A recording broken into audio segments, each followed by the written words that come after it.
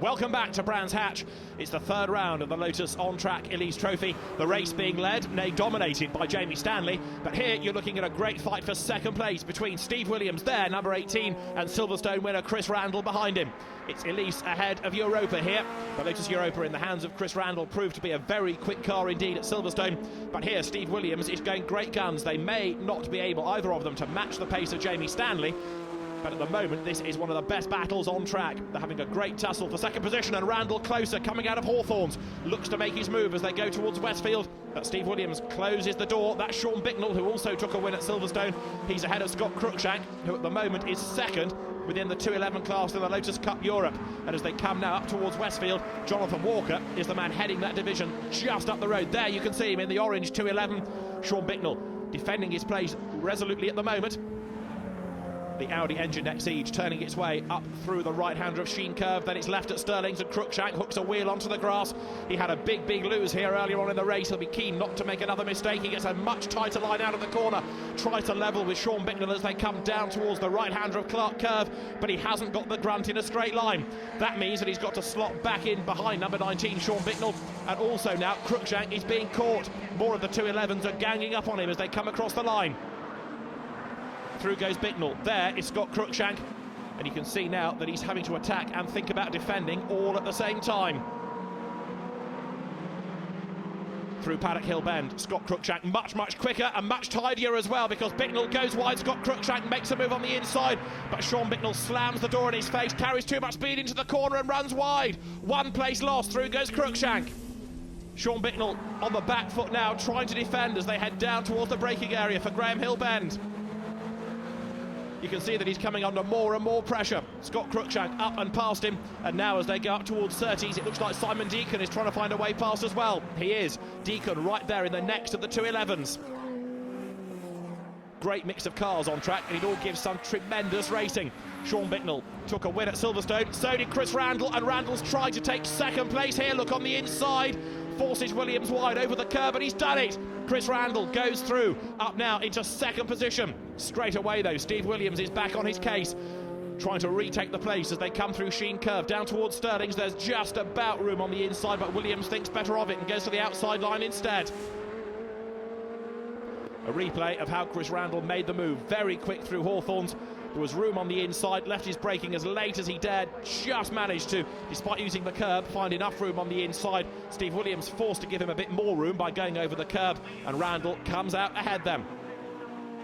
But he's not having an easy time of it. End of the lap, Steve Williams is back on his tail. Look as they go now through Paddock Hill Bend.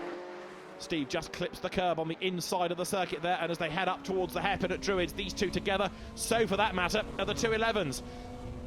That's Scott Cruikshank ahead, and as they now come to the braking area, he's got the class lead back, look, because he's ahead of Jonathan Walker this time, and that's Simon Deacon trying to go around the outside of Sean Bicknell. That's a very brave effort. He just runs out of road at the hairpin, and so he slots back in behind Bicknell now, coming down towards Graham Hill Bend. This is the beauty of this series. Everywhere you look, there's a battle going on. Great racing. Scott Cruikshank may be a racing rookie, but he's driving very well, but he makes a small error, does he, going into Surtees? Door was left open, there's contact between him and Walker, and Cruikshank gets a tap, and that was another very impressive save. Totally sideways through Surtees. He went in a little bit too deep, left the gap on the inside. Walker tried to take it. Here's the replay.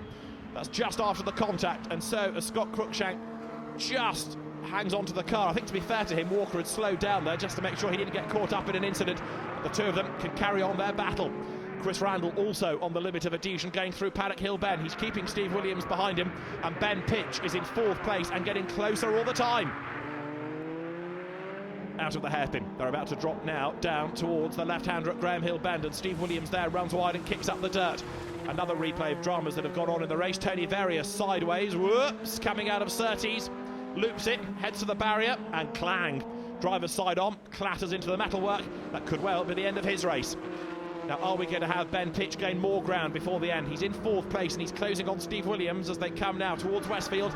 Williams, I think, is just falling away a little from the second place man, Chris Randall, but Jamie Stanley is up front and dominating proceedings at the moment. He comes now through the left-hander at Stirling's, about to accelerate once more down towards the right at Clark Curve. And Jamie Stanley here looking very, very impressive indeed. comes through Clark Curve, heading towards the start and finish line once again. As I said earlier, we may not see him in every round of the series, but when he is on track, he's very hard to beat. Jamie Stanley then now powers past the pits. Another lap in the book in 20 minutes of racing as he sets the car up now for the right-hander of paddock. And a very rapid single-seater racer Jamie was a few years ago. Like a number of drivers, lack of funding rather got in the way to help further his career. And since then, he's worked very actively with Motorsport Vision Racing and the drivers involved in the Lotus On Track Elise Trophy. Helps with the series administration, also does a bit of driver coaching as well. But here, just to prove how good he is, he's managing to trounce all of the customers.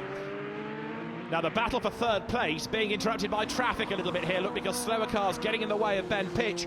He sorts them out now. One of them was Joanna Hodinot's car, another involved in that John Townsend. But what this means now is that Steve Williams, who is third, has got a greater gap over Ben Pitch in fourth place. The green and yellow car with the headlights on then losing a little bit of time. Not through any bad driving by the back markers, just really because he came across them at the wrong point going through the hairpin. 151, Olivier Cunat going through, one of the Lotus Cup Europe drivers, accelerating his way now down towards Clark Curve. And Olivier Cunat in the car run by Thierry Verheisten's team is going to find ahead of him a spinning Paul Harding, who's lost it in the middle of the road at Clark Curve. Thankfully, somehow, everybody has managed to miss him so far. Paul Harding is going to get going again in a moment. At the moment, he's blocking pit in, but yes, he gets going now, albeit somewhat red-faced after a big spin there. And this is how it all started. Now, was he pushed? I think he may well have been, yes, because they're diving up on the inside. Looked like being Simon Phillips' car. And in fairness to Paul Harding, it wasn't really his fault, that. Nigel Spendlove took a deep breath and just managed to avoid making contact. But Jamie Stanley here is on target now for a race win. He really has stamped his authority on this opening race of the weekend in the Lotus On Track Elise Trophy. For third place, though, the battle is still well and truly joined. Here they come, look, up towards Druids. Number 18 is Steve Williams, and 78 Ben Pitch is right there on his tail. They come through the hairpin. They head down towards Graham Hill Bend this time around, and Ben Pitch very determined now to get himself onto the podium in third place, but can he do so? Paul Harding has his hand in the air. Is that a problem for him as they come now along the straight up towards 30s? It may be that he's just slowing to let the quicker drivers go cleanly past him. And this is Sean Bicknell's view. Looking for a way to try to get himself past Simon Deacon here. This on the run down towards Hawthorns. Bicknell makes his move on the inside. Simon Deacon fends him off though as they come through the corner. And therefore Sean Bicknell unable to make that move stick. In the meantime, the race leader Jamie Stanley still picking his way through the traffic. He's working his way up towards victory here. Accelerating his way up towards Sterling's. And there's somebody in trouble, I'm afraid. He's Peter Trott. And that very smoky car is going no further as Ben Pitch now tries to make a move on Williams once again for third place. Can he do so? I think the answer is going to be no. They're closing up on Eric Chappard, another of the Lotus Cup Europe drivers, to lap him. Jamie Stanley is about to accelerate his way up over the start and finish line with a back marker getting in the way there. Ian Berry, that was, I think, number 2, who got in the way, rather. There's the checkered flag. Jamie Stanley comes through to take a dominant win, and he's absolutely delighted about it as well. Jamie Stanley wins the opening Lotus On Track Elise Trophy race of the weekend. Second across the line, Chris Randall. And Steve Williams hangs on to take third place despite the best efforts of Ben Pitch at the end of 20 minutes of racing. So let's confirm the classes. The production class in the Elise Trophy won by Mick Edwards, James Knight coming home second, and then Hans Baumhart in third place. The 211s, Simon Deacon, Mark Gooday and Tom Chataway, the top 3. Behind Jamie Stanley were Chris Randall and Steve Williams in the modified class, and then in Lotus Cup Europe, David Sear, Jean Rass and Olivier Cunat, the top 3 in the Exige class. And in the 211s there, victory to Scott Cruikshank ahead of Jonathan Walker, with Christophe Lissange a little bit further back in third place. Steve, a fantastic result, third place. Yes, great. That's nice to come back and to achieve a third straight away. And it wasn't easy, was it? No, it's never easy racing against Mr. Randall. Got him off the line, or not off the line, on the first lap, managed to pass him, managed to pull a lead.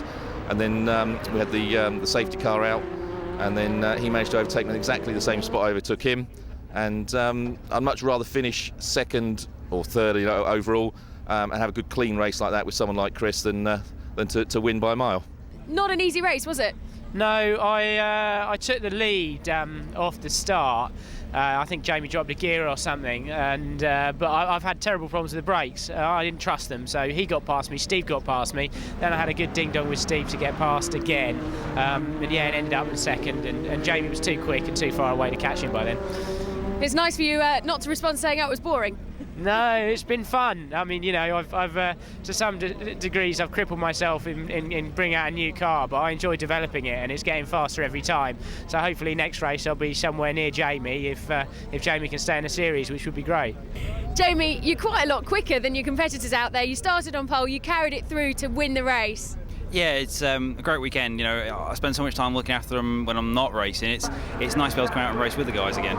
It certainly is, and absolutely storming it as well. Yeah, it's great. It's a real great car. You know, Maidstone Sports Cars built a fantastic car with it, and you know, I'm just grateful to Fox International that sponsors me to do it. So, are you going to be here for the year? I don't know. We'll see what happens. You know, if Mr. Fox is happy with it, then hopefully we'll be back out again. That's it for now from the Lotus On Track Elise Trophy, but we'll be back soon with races 2 and 3 from here at the A1GP meeting.